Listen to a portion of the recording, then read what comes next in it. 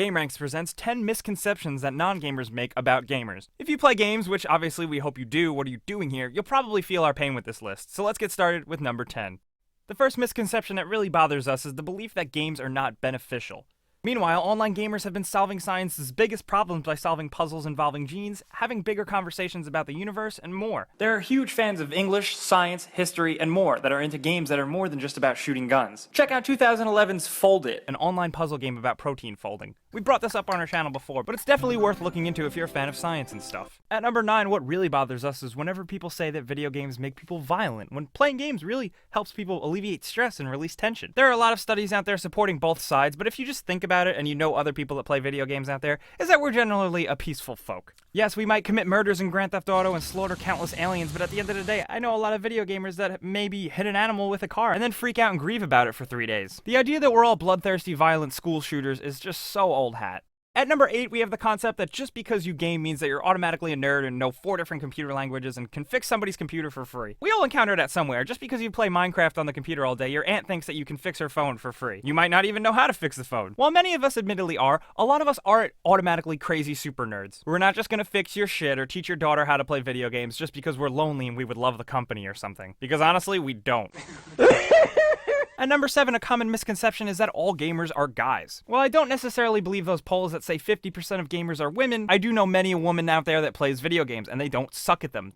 He may have killed you a time or two, I don't know, he's good. I'm really good. They're not a poser fake gamer girl or anything like that. That whole idea that if you're a girl that plays video games, you don't really know what you're doing and you tend to lose is just kind of old-fashioned. And I'm not gonna get on a social justice warrior podium or anything like that, but you just can't deny that when you look outside, everybody's playing video games these days. And to deny that fact is just kind of a little silly. At number 6, we really have a problem with that idea that video games make you stupid. Studies have shown that playing video games can actually make your brain bigger. Seriously. There's a study out there that shows that playing Super Mario 64 for 30 minutes a day over 2 months increase an adult's brain volume in their right hippocampus, the right prefrontal cortex, and the cerebellum. These are the parts of the brain that are responsible for memory formation, strategic planning, muscle control, and spatial navigation. Stuff like that you do in video games every day, and it makes you better for it. Seriously though, have you ever felt like when you're driving you dodge something very quickly? I'm not saying we're all Spider-Man or anything, but I do think we all have better developments thanks to studies out there that prove this. At number 5, we have beef with the idea that sitting indoors all day means you have no friends. Players of MMOs have to deal with this stereotyping all the time. The reality is that people can make a lot of friends online and are sometimes even more social than people are in real life. Playing video games is a very social thing. You're constantly being fielded with friend requests and game invites on PSN, Xbox Live, and Steam, and whatever. And in 2 hours of playing video games, you might have more social interactions with people than some people do in a full week. This is the 21st century, where you can make friends that you don't live next door to, that you don't see very often, but you get to communicate with every day. I know I personally have made many friends online that I'm very thankful for and I hang out with and talk to all the time in the digital realm. Maybe some people think I'm a loser. I don't really give a shit. And number 4, a big misconception that non-gamers have is that gaming is a waste of time. That's really just a hypocritical statement because most of these people that say video games are a waste of time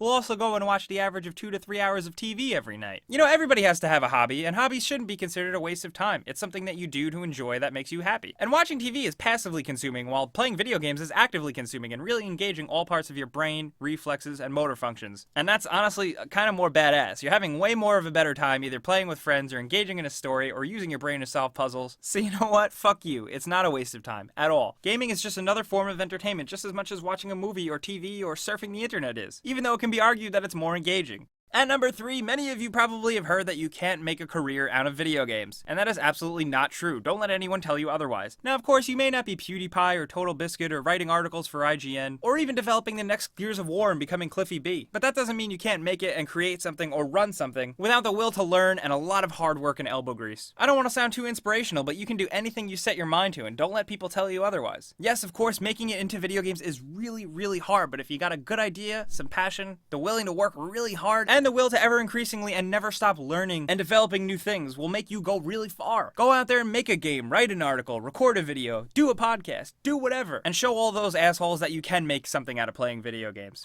At number 2, we have that misconception that video games aren't art. And some gamers are really 50-50 on this, but the reality is if you consider movies or reading or literature art, you can consider games art. Yes, I like to think that games other than Journey and The Last of Us with sweeping stories and epic visuals are also pieces of art. Yes, even stuff like Call of Duty and things that are just more fun and addictive and playable are forms of art because somebody made them. And now before you say that video games are corporate products, All forms of art were products sold for money at one time or another. Even Leonardo da Vinci did paid commissions. Okay, yes, maybe games like Candy Crush aren't art, but you really shouldn't let people who don't know any better shit on something that you really enjoy. Your favorite medium, video games, should stand on their own. And number 1, the biggest misconception that non-gamers make about gamers is that video games are for kids. Ugh, this one is so frustrating, and I get it all the time. Of course, the first basic video games on Apple II and Atari and stuff like that were intended for children, but the medium has grown just as the players who played them. The mainstream AAA market now is all geared toward mature gamers, and most games are rated M for mature. There's a reason for that, because the main audience is adults buying these things. But of course, there will always be a place for children in video games with Skylanders and even Minecraft and stuff like that. But it's a growing medium with growing pains, and a lot of the gamers who started playing as children have now grown up, and the medium has followed. That being said, of course, if you play video games, I like to think that you do have a little bit of an inner childlike nature of excitement for the medium in you. And that's something you should never ever lose. Listen,